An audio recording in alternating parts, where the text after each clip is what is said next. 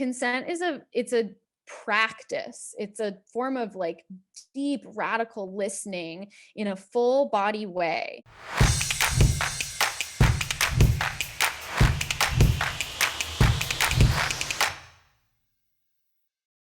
The initial thing is an ability to make people feel at ease, and also like an ease around difficult topics. Ideally, someone has some set experience, has some familiarity with sex ed, sexuality, gender, power dynamics, relationship models, BDSM and kink.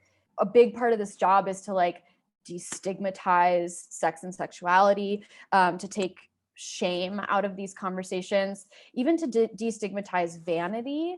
Like, you know, actors' bodies are their tools for their craft, and we want them to be proud of the final product. And so if that means that I'm staying at the monitors to make sure that we're not catching cellulite, then that's what I'll do. I do a script breakdown. I will have a conversation with the director and usually a producer, the DP, an AD, and the writer to determine what the director wants to do. So what their vision is really. And I'll also kind of be asking like, how do you want to shoot this? I'll come up with alternatives. So like, if the actor's not comfortable with that, would you be willing to shoot it a little closer? Or would you be willing to shoot it from a different angle? Things like that. And then I'll go to the actors and I have a conversation with them. And usually before I launch into what the director wants to see, I'm asking like, have you ever done anything like this ever? Have you, has anything ever happened on set that you want me to try to make sure doesn't happen?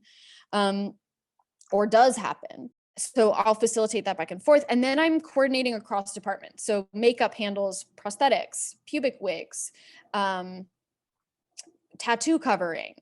Props is going to cover like any sex toys.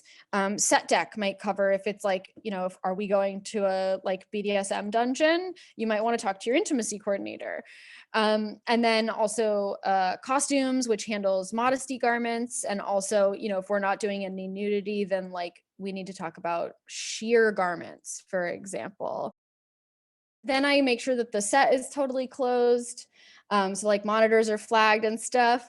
And then I'm staying at the monitor to make sure that we stay within what we pre-negotiated. And then I'm making sure that all that information gets communicated to post, and also gauging consent on an ongoing basis with the actors. We receive so much resistance on set. Like intimacy coordinators, I've been called the sex police to my face. I have had to chase actors down who do not want to talk to me. I've been like, one time I asked an actor, like, how did that feel? And he walked away and with his back to me, threw his hands up and said, I don't feel violated. So like, this is the kind of stuff that we're getting constantly. And I have to have like my boundaries solid, my, energetic field like impenetrable, so that I can take that stuff and kind of catch it and look at it and be like, no, thank you. Like, that's your shit. That is not about me. So it's really not something it's not for the faint of heart. I'll say that.